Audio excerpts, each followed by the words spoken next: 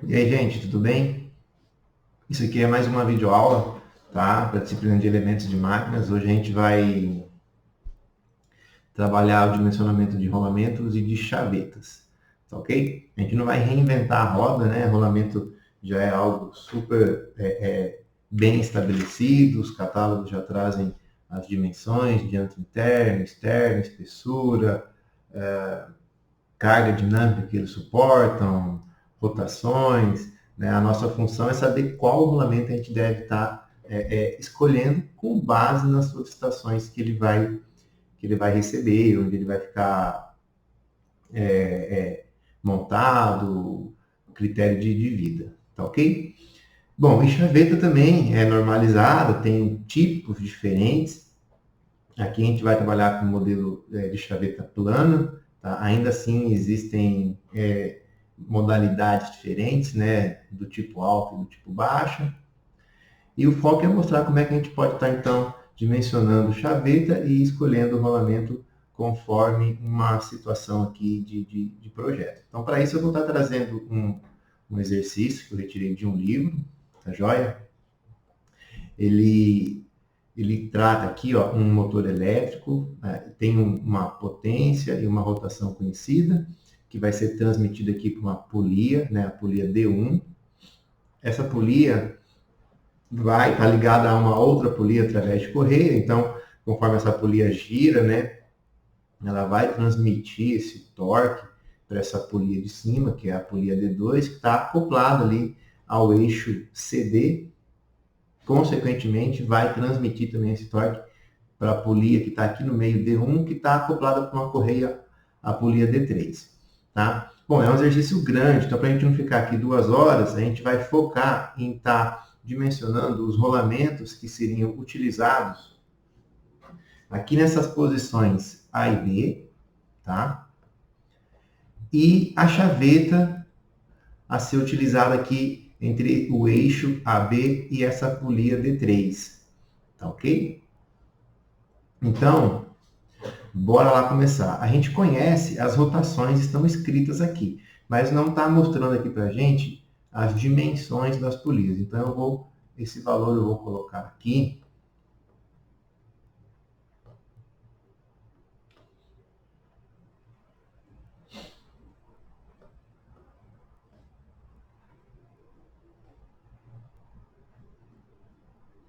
Beleza. A outra coisa interessante é isso aqui, ó. O exercício fala para adotar um rendimento de 97%, tá? E um coeficiente de atrito de 0,25 para as correias. Então a gente vai fazer isso para poder mostrar o que isso significa, beleza? Algumas formulazinhas que a gente precisa conhecer já de cara, né? É que potência é igual a torque vezes velocidade angular e que torque também pode ser determinado em função da força tangencial vezes o raio ali da polia, do acoplamento, que está ligado ali ao eixo, tá? Bom, então vamos começar aqui por baixo, que é onde a gente tem mais informações, tá? Bom, se o motor gera uma potência de 7,46 kW, significa, né, a 870 RPM, a gente consegue estar encontrando qual que é o torque que vai estar ocorrendo aqui nessa polia D1, tá? O torque, isolando o torque aqui daquela formulazinha aqui, e já fazendo a conversão de radianos por segundo para rotações por minuto, a gente pode dizer que o torque é igual a potência, que é 7.460,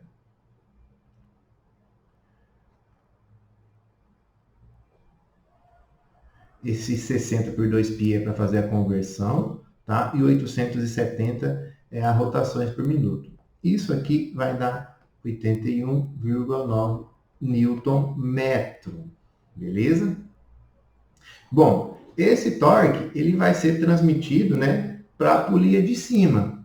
A gente poderia simplesmente usar essa relação aqui de diâmetros, tá? E dizer, por exemplo, que a polia, que o torque lá em T2 seria dado aqui, ó, por essa razão entre as duas polias, né?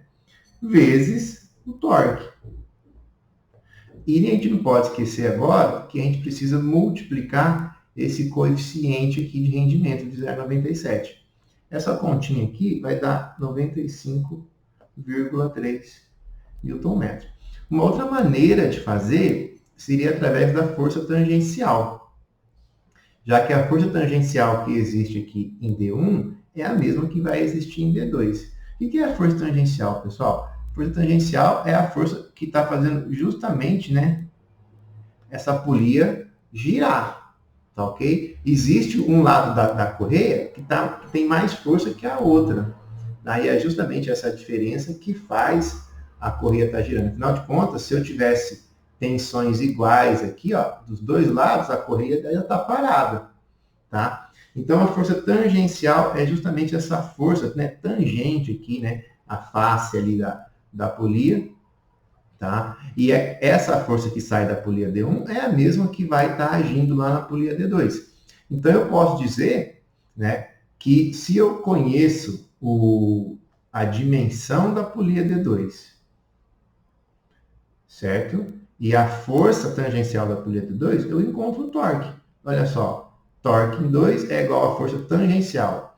Primeiro a gente tem que encontrar a força tangencial, né? Disfarça. Então, quem que é a força tangencial lá na polia D1? D1, então vamos lá. Eu tenho o torque 85,9 Nm, isso daqui, né? Vezes força tangencial, que é o que eu estou querendo descobrir, e o raio. O raio vai ser a metade de 150 milímetros. Se a gente fazer essa continha aqui, vai ver que dá exatamente, né? E depois multiplicar por 0,97, vai dar exatamente os 95,3. Tá bom? 95,3 não, né? Disfarça, gente. Vai dar a força tangencial que existe nas duas, né? Deixa eu fazer a conta aqui, deixar de preguiça.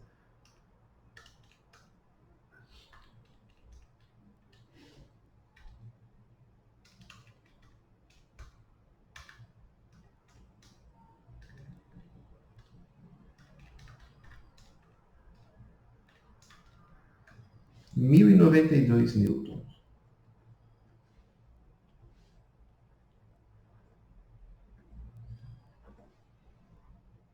Bom, então eu vou chamar isso aqui, ó, de FT12, né? A força tangencial que age ali nessas duas polias, tá joia? E daí, se eu pegasse agora essa força de 1092 e aplicasse aqui na fórmula do torque, a gente ia encontrar justamente esse torque aqui de 95,3 Nm, tá bom? Aplicando o rendimento de 97%. Beleza. Bom, então, essa força tangencial, que gera o torque de 95,3 Nm na polia 2, vai ser transmitida a esse eixo CD.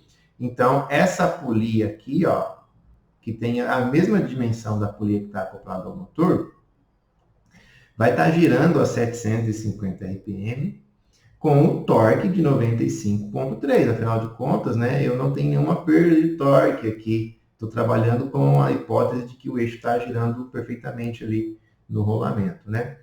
Então, a polia D1 ali no eixo CD tem um torque de 95,3, beleza? Só que ela não tem a mesma força tangencial que a polia D2, porque ela tem uma dimensão diferente, tá joia? Então, a força tangencial aqui em D1, ela é, ó, vou marcar aqui, ó, força tangencial D1 vai ser quem?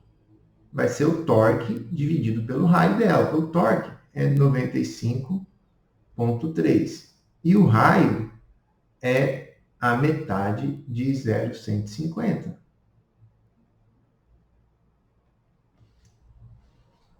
Já vou escrever direto 0,75 aqui.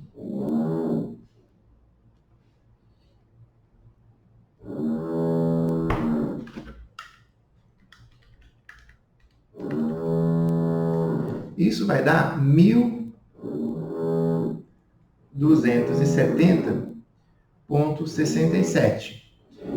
se nós multiplicarmos pelo coeficiente ali de rendimento, tá? Perdão, aqui não devemos multiplicar pelo coeficiente de rendimento, porque o rendimento é entre polias, então aqui não tem perda de rendimento. Vai ter perda de rendimento agora na transmissão do torque para a polia D3. Então lá, ó, na polia D3, a força tangencial é 1270,67. Então qual que vai ser o torque lá? Torque igual 1270,67 vezes o raio dela. O raio é 200, o diâmetro é 210, né? Então o raio é a metade de 210. E aqui sim a gente deve aplicar o rendimento de 97%.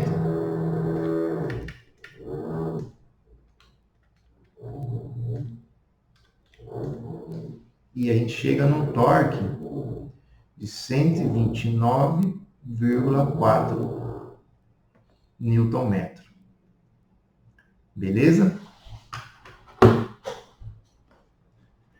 Bom, por que eu estava preocupado, né, e precisava calcular esse torque aqui?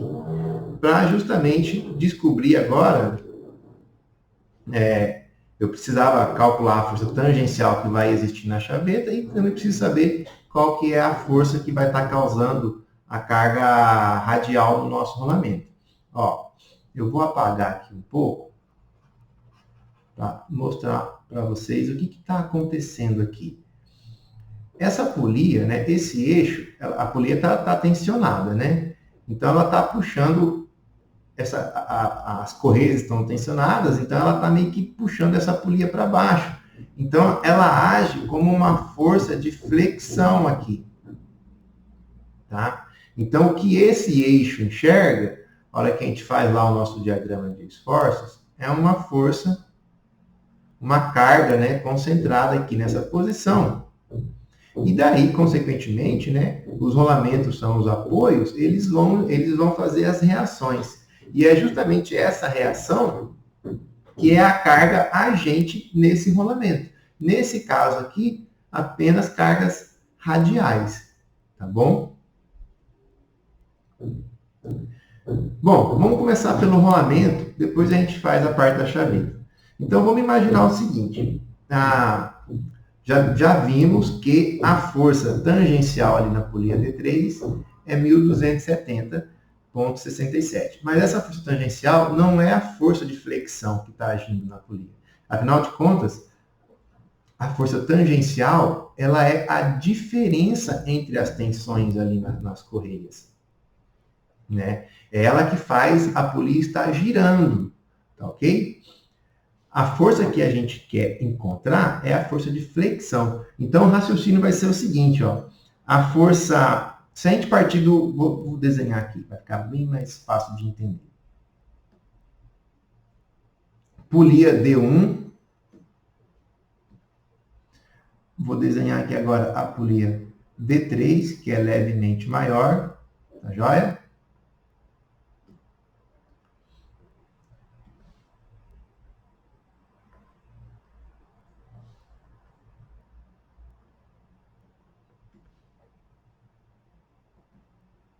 Aqui estão as correias. A força tangencial, ela está fazendo essa polia girar, tá? Então, imagina o seguinte, ó, se a gente partir da hipótese que ela está girando nesse sentido, horário, e eu chamar isso aqui de F1, eu vou ter um F2 ligeiramente menor que F1. Senão, ela não ia estar girando, tá ok? Então, a força tangencial, ela é a diferença entre F1 e F2. Beleza? Então, eu preciso descobrir, na verdade, quem que é F1 e F2, porque a força de flexão, essa sim é a soma de F1 mais F2. Tá? Porque daí, quando eu olho lá para a polia D3, lá em cima, né? Eu vou ter aqui as reações e é como se eu tivesse uma força resultante puxando aquela polia para baixo, flexionando o eixo. Tá? Então, às vezes a gente pega exercícios desse modelo e ele já traz, né, os exercícios nos livros, eles já trazem uma relação entre F1 e F2. Ah, considere que F1 é 1,5 vezes maior que F2, considere que F1 é 2 vezes F2. Mas isso não é aleatório, não é um número mágico, tá? Isso vem de uma relação que segue o seguinte, ó. Ele é determinado pela posição relativa entre essas polias, né? Que vai acabar determinando essa área aqui, ó, de contato da correia com a polia, né? Essa área de contato aqui, tá? Então a formulazinha diz o seguinte, que F1 é igual a F2 exponencial de coeficiente de atrito vezes θ. E é por isso que o exercício trouxe para a gente o coeficiente de atrito de 0,25. Né? Ele falou lá. E esse θ aqui, tem que tomar cuidado, né? Ele é dado aqui em radianos. Tá bom? Então, se a gente partir aqui da hipótese, para facilitar as nossas contas, que essas polias estão perfeitamente alinhadas, tá? A gente vai ter um ângulo θ aqui, de área de contato, de 180 graus, tá? Que é equivalente a π, beleza?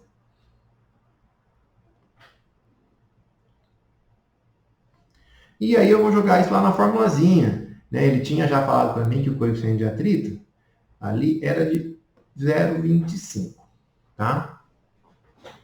Então, fazendo aqui, ó, F1 igual a F2 exponencial de 0,25 vezes 3,14.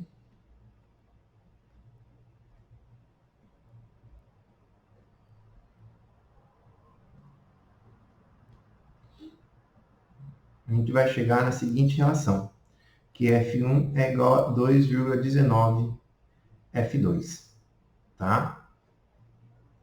E aí agora a gente pode encontrar, né, quem que é F1 e quem que é F2.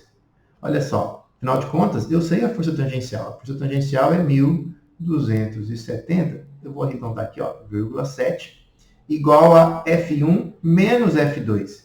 Então eu vou substituir, eu vou deixar tudo em função de F2. Então eu vou dizer 2,19 F2 menos F2. Ou seja, F2, aqui vai dar 2,19 menos 1, dá 1,19, é igual a 1.270,7 dividido por 1,19.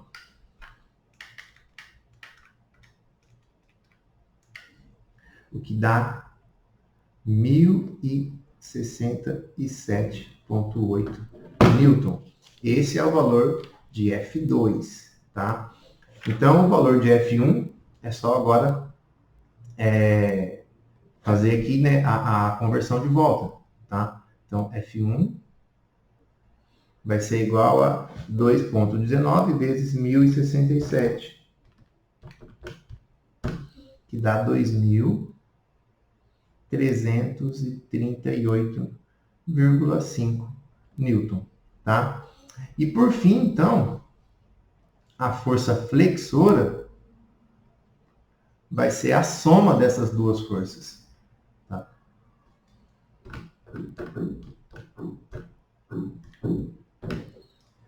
Resultando em 3.406,3 Newton, tá? Bom, o que eu faço com isso agora? A gente vai fazer aqui um diagrama de forças aqui, tá? Vocês podem imaginar o seguinte, ó. A gente tem o eixo, tá? Ele tem lá os rolamentos, né? Então, os rolamentos vão ser os meus apoios. Vou desenhar eles aqui, ó.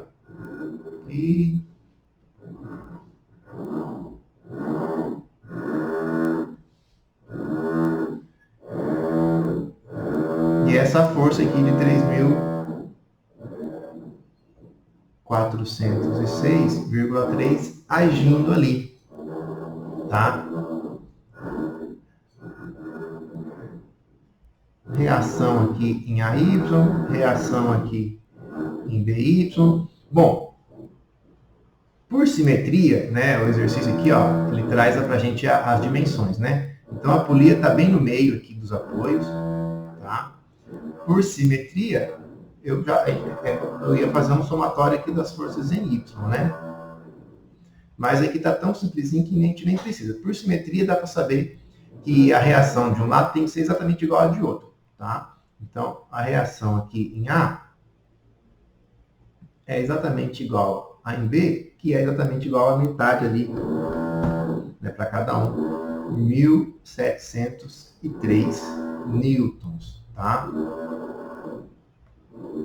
Bom, então essa, gente, isso aqui é a carga, né, radial que os rolamentos vão estar sentindo, tá? Que vai incidir sobre eles. A gente vai precisar dessa força para poder calcular lá, para poder chegar na capacidade, né, de carga dinâmica do rolamento. Bom, o que eu vou fazer agora? O exercício, ele não trouxe para a gente o diâmetro do eixo.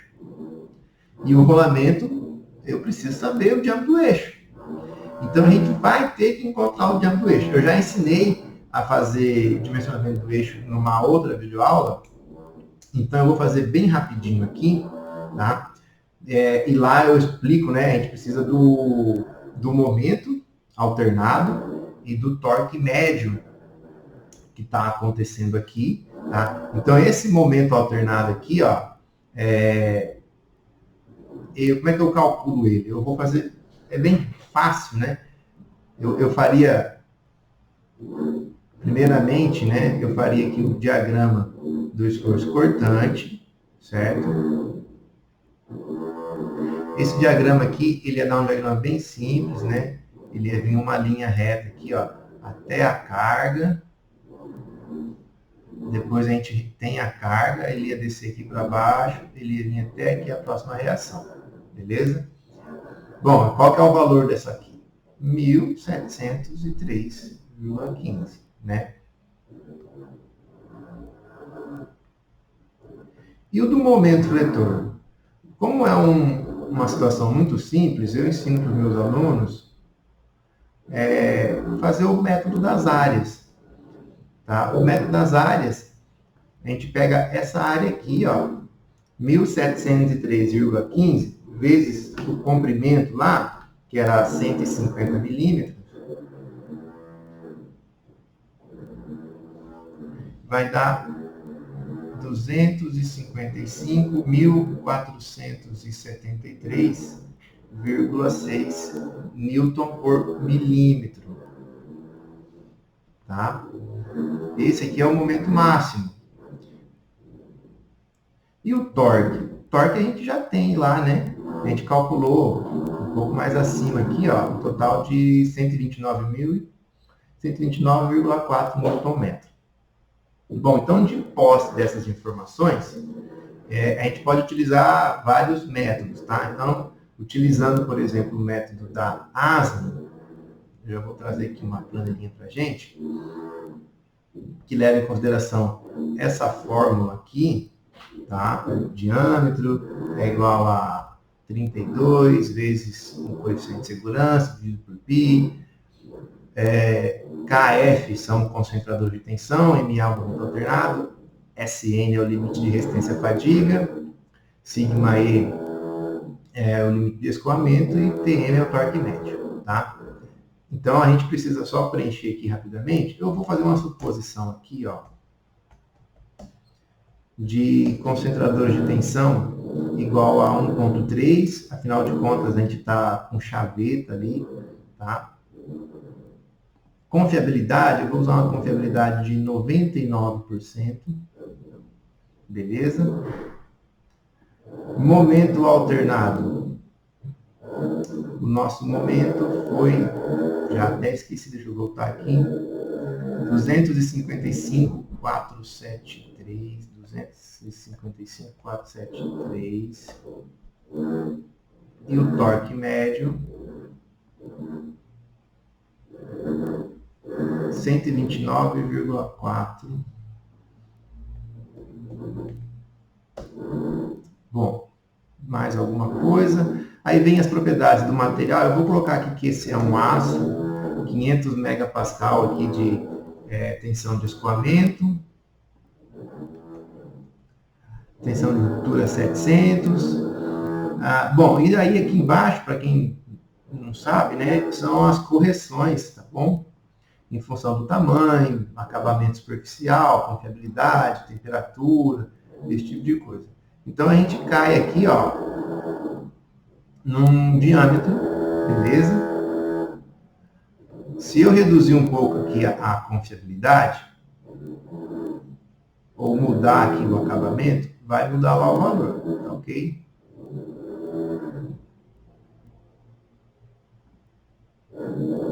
Então, trabalhando aqui com uma confiabilidade de 99%, um coeficiente de segurança igual a 2, a gente tem, então, um diâmetro calculado de 31,72 milímetros ali, tá bom? Isso aqui vocês podem ignorar, tá bom, pessoal? Isso aqui é para cálculo de ressonância, tá? A gente não vai usar aqui agora essa parte de rotação. 31,72 milímetros. Bom, então, o diâmetro interno desse rolamento nosso vai ter que ser maior que 31,72 milímetros. Eu vou trazer aqui um catálogo e a gente vai ver que eu não tenho diâmetros assim tão escalonados, né? Geralmente ali de 30 para cima e vai variando de 5 em 5, depois quando está muito grande vai variando em intervalos maiores ainda. Então é bem provável que o diâmetro passou de 30, ele vai ser ao 35 e ali a gente vai ter uma gama de rolamentos a escolher, tá ok? Mas antes de chegar lá, a gente ainda não acabou. A gente precisa calcular qual que é a capacidade de carga dinâmica desse rolamento, que é uma variável que vai estar lá no catálogo, tá? Afinal de contas, lá vai ter vários rolamentos com 35 diâmetros, né, de interno ali. E a gente tem que pegar o mais adequado. Então a gente tem que olhar as outras características desse rolamento. Então é justamente agora essa outra característica que a gente vai calcular agora, tá?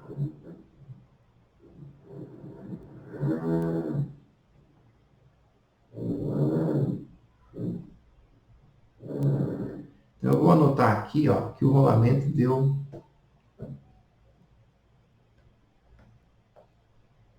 31,72, tá? Vamos guardar esse número. O exercício trouxe lá pra gente que aquele eixo, né, ele está girando a 550 RPM. E eu vou estipular agora, tá? Lá não diz isso, mas a gente vai fazer isso aqui agora, uma vida em horas de 20 mil horas, com uma confiabilidade de 99%. Ou seja, eu quero um rolamento, tá? Que vai trabalhar numa rotação de 550 RPM, 20 mil horas com 99% de confiabilidade. Ou seja, cara, é quase 100% de que ele vai resistir pelo menos 20 mil horas. Né? É 99% de probabilidade que ele vai falhar somente depois de 20 mil horas, trabalhando ali num regime de 550 rotações por minuto. Tá? Bom, lá no catálogo, lá não traz a vida de projeto. Lá no catálogo ele traz outras coisas. Ele traz informações como, por exemplo, a vida nominal do rolamento. Então, a gente precisa encontrar a vida nominal para daí converter essa vida nominal junto com essa confiabilidade, junto dessa hora de projeto, com essa vida de projeto, para poder chegar lá no catálogo. Então, agora vai entrar aqui o conceito de vida nominal, que é representado aqui por L10, tá? L10, vida nominal ou vida mínima? Vida mínima. O que é essa vida mínima? O que ela representa? Ela representa o número de horas ou de revoluções, tá?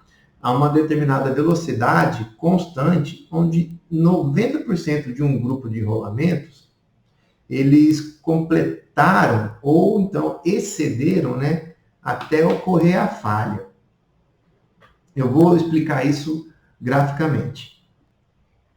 Imaginemos então que a gente tem 10 rolamentos iguais, ok?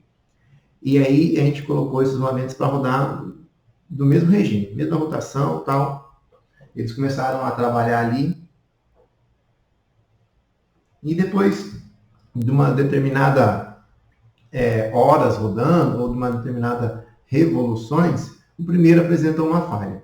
Os outros 9 continuaram, depois de um tempo o segundo apresentou uma falha, os outros 8 continuaram, aí o outro foi quebrando, foi quebrando, foi quebrando. E a gente vai anotando o momento em que cada um falhou. Tá?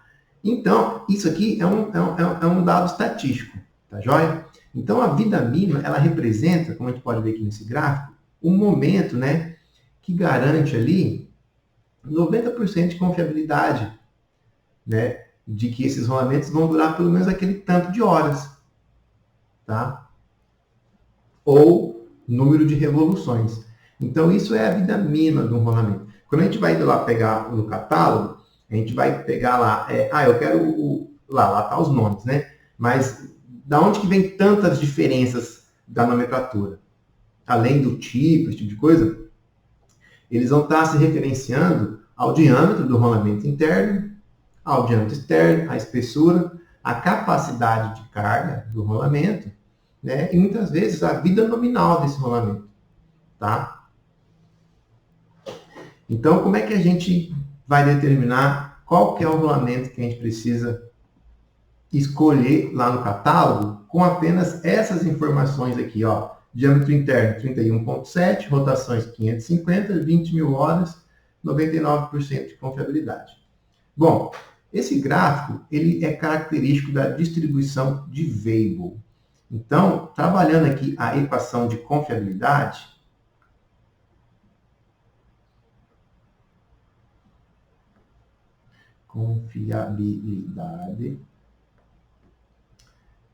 que diz que a confiabilidade é igual a exponencial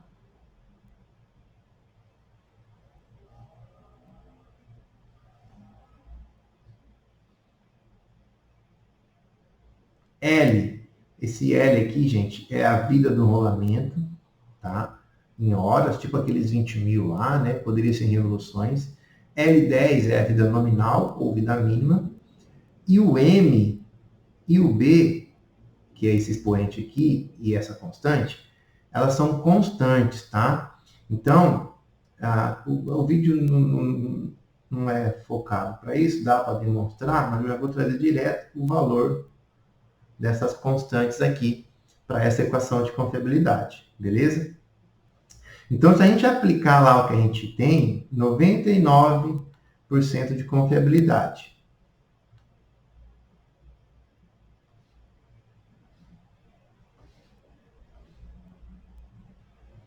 Exponencial elevado a menos, né? 20, o L é o meu 20 mil.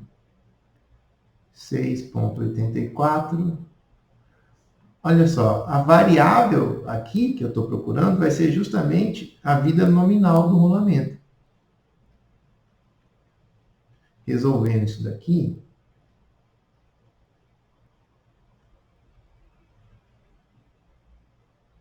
mil dividido por 6,84 vai dar 2.923,97 dividido aqui por L10 elevado a 1,17. Bom, resolvendo isso daqui, essa conta eu já fiz, então eu já vou apresentar aqui, ó. Então, a vida nominal vai ser de 149.116 o quê? Horas. Afinal de contas, Aquele 20 mil lá era horas, tá bom? Bom, e agora vai entrar então a fórmula aqui, ó, da capacidade dinâmica de carga. Capacidade dinâmica de carga, que vem lá da norma DIN 281, que diz o seguinte: a capacidade dinâmica de carga é igual à força equivalente vezes a raiz elevado aqui, né, a essa constantezinha A, que eu já vou falar o que é, da vida nominal. Bom, algumas informações que a gente precisa saber para poder fazer essa fórmula dar certo. Para começar, aqui, ó, esse L10 é dado em milhões de revolução. Então, o valor que está aqui dentro representa 1 milhão de revolução. Tá? A força, ela é uma força equivalente. E o que isso significa? Aqui no nosso caso, a gente tem apenas a incidência de cargas axiais, de cargas radiais sobre o nosso rolamento. Mas em algumas situações, o rolamento ele pode estar sofrendo a incidência tanto de cargas no sentido radial quanto no sentido axial. Né? Por causa disso que tem rolamentos de modelos diferentes, de esferas, de rolos, duplo roletes, autocompensadores, diversos. Quando existe, então, essa incidência de mais de um tipo de força sobre o rolamento, a força equivalente acaba sendo uma espécie de média ponderada dessas forças agentes sobre o rolamento, seguindo essa fórmula aqui, ó. Então, a gente pega aqui uma constante multiplicadora vezes força radial, mais uma outra constante multiplicadora vezes força axial. Esse x e y aqui, ele sai de tabelas, tá? Conforme o modelo do rolamento. Beleza? Então, se a nossa situação tivesse cargas lá em posições diferentes, tá? A gente ia escolher o rolamento que ia ser adequado lá, ia na tabelinha e ia ver. Bom, então para esse tipo de rolamento, você vai botar 0,6 vezes a força radial, mais 0,4 vezes a força axial, e daí sai o valor da força equivalente. No nosso caso, só força radial, beleza? Bom, e o que mais? É o Azinho, né? Tá faltando aqui, ó, justamente esse expoente aqui, ele pode ter dois valores. Ele vai valer 3 toda vez que a gente estiver trabalhando com um rolamento de esferas.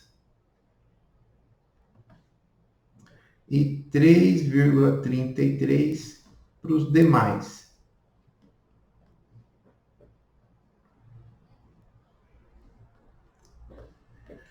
E por último, minha última observação é que essa formulazinha aqui, ó, vocês podem encontrar ela um pouco diferente. Você pode encontrar ela desse jeito aqui, ó.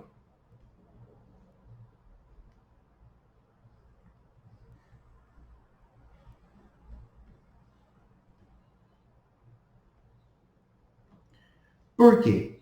Porque alguns fabricantes, eles determinam a vida nominal em função de uma velocidade de rotação específica. Por exemplo, eu posso dizer, eu sou fabricante de um rolamento, então eu posso dizer que esse rolamento ele tem uma vida nominal de 5 milhões de revolução a 1000 RPM. Foi assim que eu determinei, foi assim que eu testei esse rolamento. Eu botei ele para rodar a 1000 RPM e ele rodou 3.000 revoluções. Eu fiz isso com 10 rolamentos e os 10 rolamentos passaram por esse número de revoluções, então eu garanto que a vida nominal desse rolamento é 3.000 revoluções a 1000 RPM. Tá? Então, a capacidade de carga dinâmica vai variar em função justamente da velocidade, da rotação que você vai botar o rolamento para poder trabalhar lá e da força que ele vai estar atuando sobre ele. Então, a gente precisa mesclar essas variáveis. Então, aqui, ó, o LD, ele representa a vida desejada. Enquanto o LR é a vida nominal, ou L10, né? Nominal. Desculpa a letra, gente. O ND é a rotação de projeto. E, por último, o NR é a rotação de catálogo, tá? É aquela que o fabricante testou e está falando, olha, nessa rotação ele dura tanto. Aí, para poder calcular a capacidade de carga, você joga essas informações. A do catálogo, né, vida nominal e número de rotações, tá? Com as do seu projeto. Quanto que ele tem que durar, né? E quantas rotações que ele vai trabalhar. E daí você vai descobrir qual que é a capacidade de carga dinâmica desse rolamento. Beleza? Bom, vamos aplicar a nossa fórmula aqui com os nossos resultados, tá? Primeira coisa, e por último, né, gente? Por último, olha só, por último não, né? Já falei, mas vou repetir. Isso aqui, ó, a formulazinha, gente, tá em revoluções. E a gente calculou o nosso L10 em horas. Então, para poder usar a nossa fórmula, a gente precisa converter a nossa vida nominal de horas para revoluções. Então, vou pegar lá, ó, L10 vai ser igual a 149.116 horas vezes 550 vezes 60. Isso aqui vai dar 4,921 vezes 10 na 9 revoluções. Então, a capacidade de carga dinâmica vai ser igual a força, 1.703,15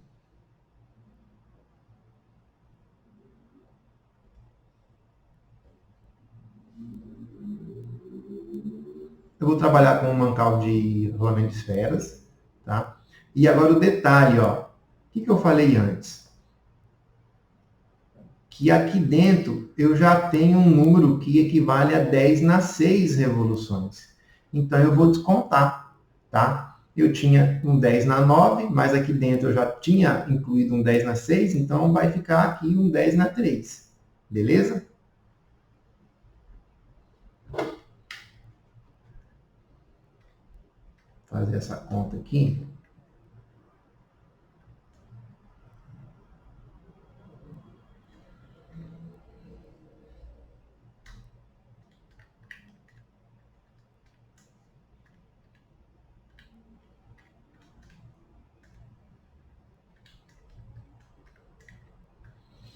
R$28.969 Newton. Agora a gente vai no catálogo.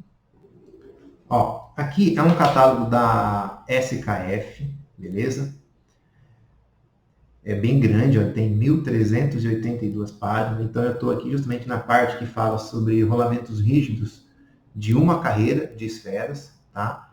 De 25 a 35 milímetros de diâmetro interno, tá bom? Então, a gente já viu que ele tem que ser maior que 30, ele tem 31,7. Igual eu já tinha dado o spoiler para vocês, não vai ter 31,7, tá? Então, a gente vai ter que trabalhar com rolamento de 35. Então, olha só as possibilidades diversas, né? Continua na próxima página? Não. Continua aqui embaixo, ó. Bom, então tem vários modelos, tá bom, gente? Vários modelos. Então, a gente tem que pegar um que atende às nossas necessidades. Então, ó, essa primeira fileira é o diâmetro externo do rolamento. A segunda coluna, desculpa, primeira coluna do externo. A segunda coluna é a largura, tá? A terceira, aqui vem algo que a gente precisa. Ó, a capacidade de carga dinâmica. E vai ter também ali, né, a velocidade de referência. A nossa velocidade é super baixa, perto das velocidades limite do rolamento. Então, a gente nem precisa se preocupar com isso. 550 RPM, os rolamentos eles duram, olha só, 20 mil, 15 mil, tá? Aí, o que poderia ser aqui um objeto, um quesito assim, de definição, né? O rolamento, o tamanho do rolamento, o espaço ali, tá? Ignorando essa parte de geometria, tá bom? E seguindo apenas o diâmetro interno e a capacidade de carga dinâmica, a gente pode pegar então, olha só, teria que ser pelo menos esse aqui, ó. Esse aqui, ó. Porque esse aqui, ele tem uma capacidade de carga dinâmica de 31,2. Se eu pego o anterior a ele, é 27. 27 não resiste, porque a nossa exigência é de 29, 28, 29, praticamente 29 kilonewtons, tá? Então, a gente precisa trabalhar aqui, né, ó, com algum desses três aqui, beleza? Então, qualquer um desses aqui já serviria, tá bom? Então, eu vou pegar o menor aqui, tá? Ó, esse aqui, ó. Poderia ser esse, poderia ser o de baixo. Eu vou escolher esse aqui, ó. 6207 ETN9.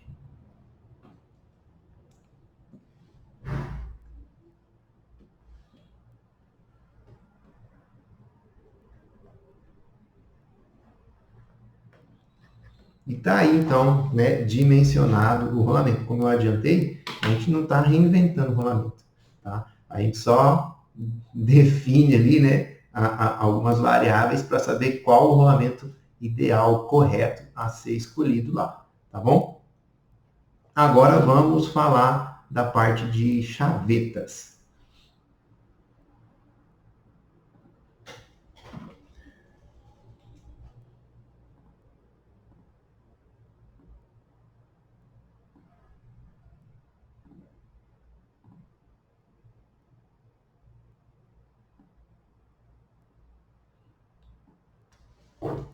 Vamos imaginar o seguinte, gente.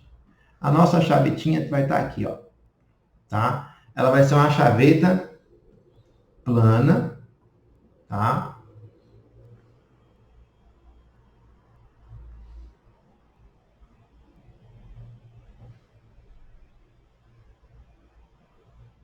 A gente vai fazer o dimensionamento conforme também as normas, tá bom?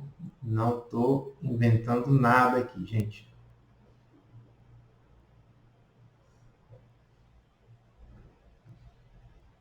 Bom, então ela vai se parecer mais ou menos com isso daqui, tá? A gente vai ter aqui, ó, L é a nossa espessura ali, tá? B é a base e H vai ser a altura da chaveta, beleza? A gente tem que obedecer, seguir, né, dois critérios para poder fazer o dimensionamento da chaveta. Um deles é a tensão de cisalhamento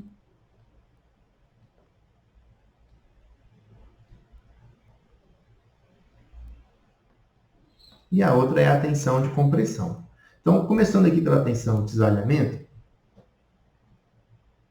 tensão de cisalhamento na chaveta igual a força dividido por área. E quem que vai ser essa força aqui, gente? A força tangencial lá na chaveta, tá? Essa força aqui, ó, que está agindo aqui assim, ó, empurrando a chaveta, né, contra o eixo e contra a polia. Então, essa força cisalhante, ela vai querer, tipo, cortar essa chaveta no meio, tá? Ela vai querer aqui, ó, cisalhar a chaveta. Então, a força agente ali é a força tangencial. E quem que é a área? Nesse caso, a área vai ser base vezes a espessura ali, o comprimento da chaveta. Beleza? Porque essa força, gente, ó, essa força tangencial, ela tá vendo quem? Ela tá vendo qual superfície aqui, ó? Ela tá vendo, é como se eu olhasse, ela tá querendo cortar a chaveta, né? Então, ela está querendo cisalhar essa área aqui equivalente, ó. Beleza? Base vezes comprimento, tá?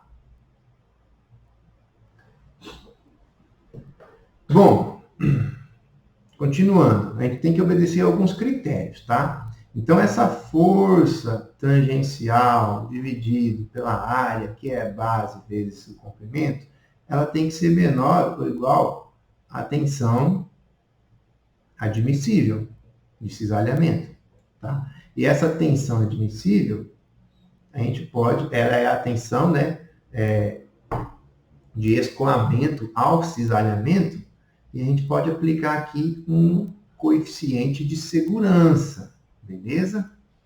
Chamei aqui de N. Então, esse aqui é o critério para a tensão de cisalhamento. Para a tensão de compressão,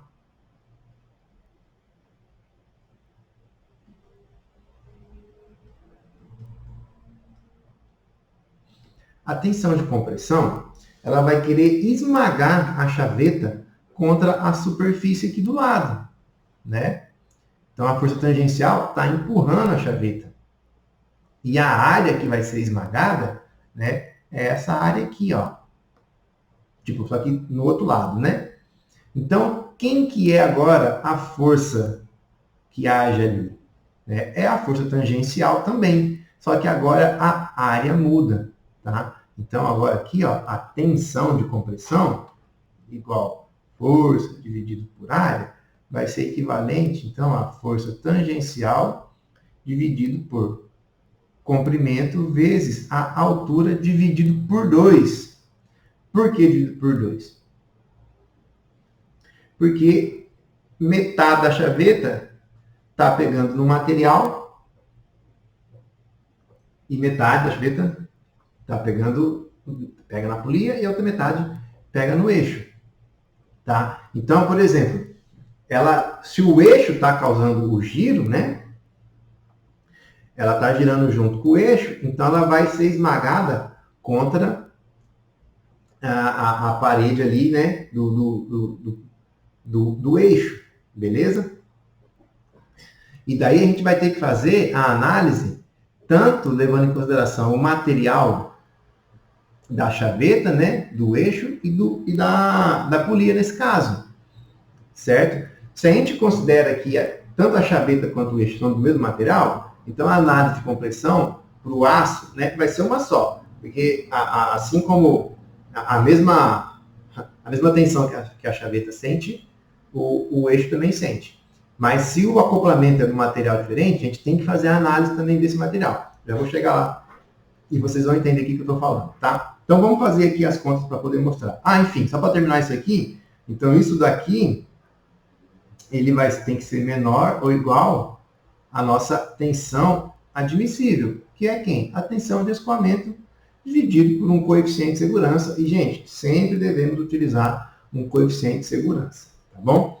Bom, professor, qual que é o coeficiente de segurança que deve ser aplicado? Isso depende do tipo de aplicação. A literatura não traz assim um valor exato em todos os livros, tá?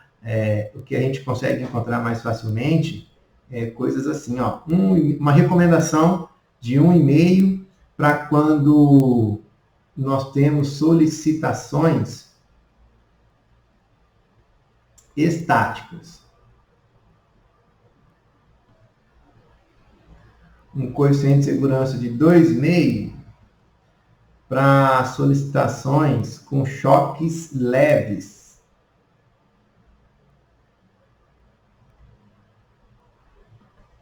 E um coeficiente de 4,5 para choques fortes. Então, se há algum tipo de trabalho que dá muito tranco, a gente usa o cenário mais grave, tá ok? Bom, e por fim, só para a gente poder terminar a teoria, a gente está seguindo aqui, ó, a norma DIN 6885, tá?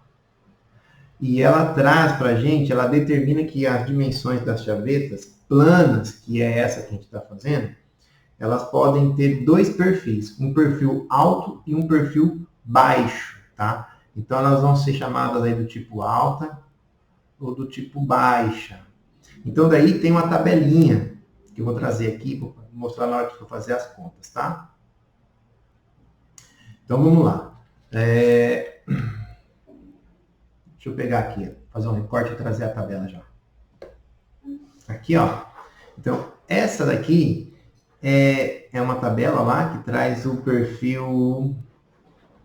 Ela traz aqui, ó, eixo com mais de até. Então, a gente tem que olhar lá o nosso eixo. Ele vai ter 32, 35, né? Então, ele vai estar aqui, ó, nessa coluna, de 30 até 38. E daí tem aqui, ó, base e altura. Então, é aqui onde justamente muda a parte do perfil. Essa tabela aqui é para o perfil alta, tá bom? Quando o perfil é baixa, o valor aqui, ó, esse valor muda. Ele é um pouco menor, tá vendo? Ok? Então, vamos utilizar aqui a alta. Então, a nossa variável, no final de contas, vai ser o comprimento, porque a altura e a base já é definida pela norma em função do diâmetro do eixo, tá? Então, eu vou pegar aqui, ó, os dados do material. A gente tinha visto, né, que o aço, uma tensão de escoamento de 500 megapascal. A tensão cisalhante admissível, vou colocar aqui 420, que é aproximadamente 70% de 500, tá? Isso aqui é para o aço. E a polia, vamos fazer de conta que ela é de alumínio, tá? Ela é de alumínio 1200, que é praticamente um alumínio puro, assim, uma liga. Ele vai ter uma tensão de escoamento igual a 200, se eu não estou enganado, 95 megapascal apenas. Isso aqui para o alumínio. Isso aqui para o aço. Beleza? Não preciso da tensão de cisalhamento para o alumínio, porque vocês vão ver que, nesse caso aqui, a tensão cisalhante, ela incide somente sobre a chaveta, ok? Então, na análise do material, é só a tensão de compressão, tá? Então, bora lá, ó. A gente tem que analisar as três coisas, então. Análise ao cisalhamento.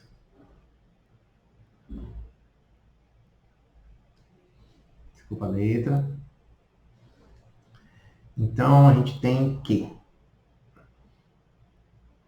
força tangencial dividido por base vezes comprimento tem que ser menor ou igual que a tensão de cisalhamento dividido por um fator de segurança, tá bom? Bom, então, como eu já dei um spoiler antes, a nossa variável aqui, né, acaba sendo o próprio comprimento da chaveta.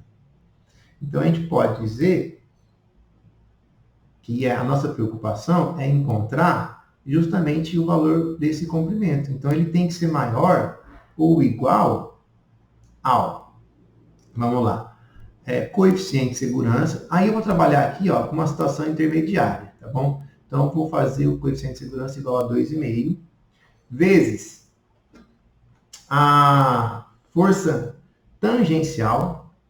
Qual que é a força tangencial que age aqui, pessoal? A gente não calculou ainda. Porque aquela força tangencial que a gente calculou anteriormente é a força tangencial que age na polia, lá na extremidade da polia, e não a força tangencial que age na chaveta, tá? Vocês lembram lá? Força tangencial vai ser igual a torque dividido por raio, tá? Então, nesse caso aqui, o torque sim a gente tem, né? O torque era 100 e... Vamos voltar novamente lá em cima. 129,4 Nm.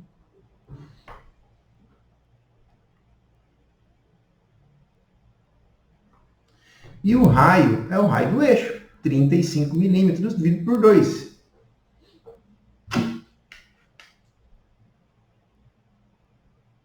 Como eu estou fazendo Newton metro, eu vou passar isso aqui para metro.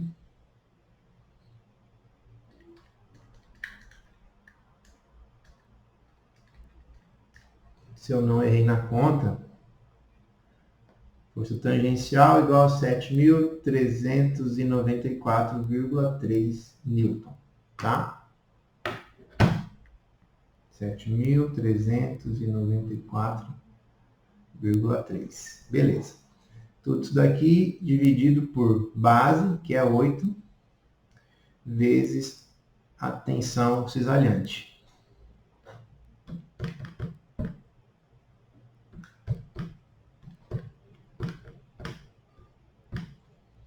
Aqui a gente chega no valor de 5,5 milímetros. Olha só, se a tensão cisalhante fosse nossa única preocupação, o comprimento da chaveta podia ser 5,5 milímetros, mas não é. Então a gente tem que olhar a parte de compressão.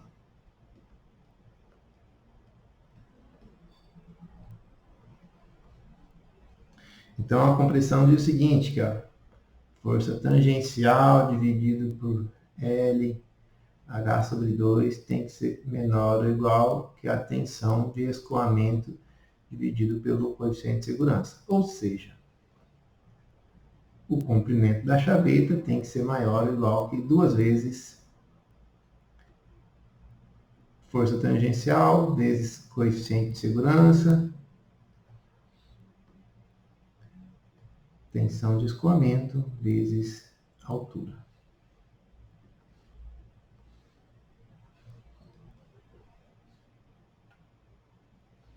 Então a gente tem que L maior ou igual que 2 vezes 7.394,3 vezes 2,5 dividido por 500 vezes... Quanto que é a altura, gente? A altura é 8. Ah, eu errei aqui uma conta, viu? Aqui, ó, aqui não é 8, desculpa, pessoal, aqui é 10. A base vale 10 e a altura vale 8. Vou fazer rapidinho ali.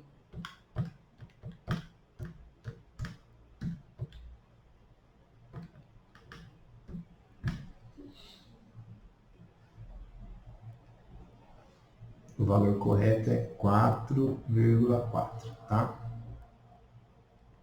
E agora sim, aqui vai dar...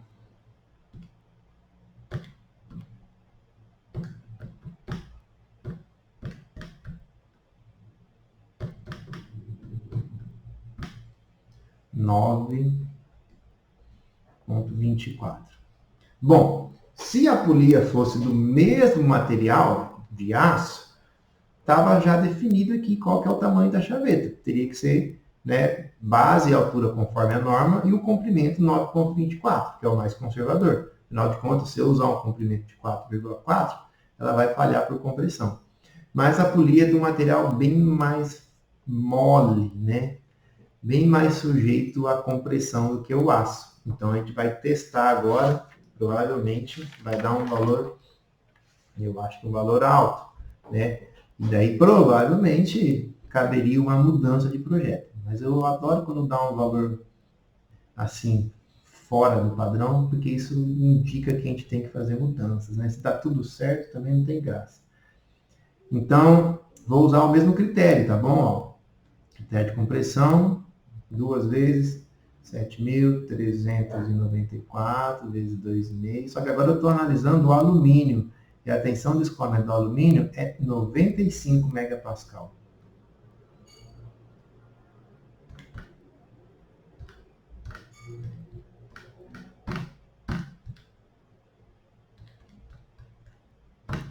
(48,64 milímetros). Bom, vai dar uma chavetinha aí, ó, de quase 5 centímetros. Quem vai dizer se é muito grande ou muito pequeno é vocês, né? Dá para colocar uma polia ali com 5 centímetros? Uma poliona grossa. Agora, se dá, beleza. Agora, se a polia é mais fininha, vai ficar esquisito. Uma chaveta maior que a polia, né? Aí, então, o que a gente pode estar fazendo? Trocando o material, certo? Poderíamos estar trocando o material por uma outra liga de alumínio. Tem diversas ligas de alumínio. A gente tem alumínio aqui que, em vez de 95, dá mais de 200 megapascal, tá, de tensão de escoamento. Então, esse valor aqui poderia ser bem menor, dependendo do material ser usado, né? Ou então acaba aumentando o eixo ali, né? Conforme você aumenta o eixo, você diminui a força tangencial incidente sobre a chaveta, que também diminuiria esse valor aqui da espessura ali da chaveta. Então, tem várias opções que a gente pode estar mexendo para ajustar o projeto. Beleza? Espero ajudar vocês aí. Fico à disposição, gente. Tchau, tchau.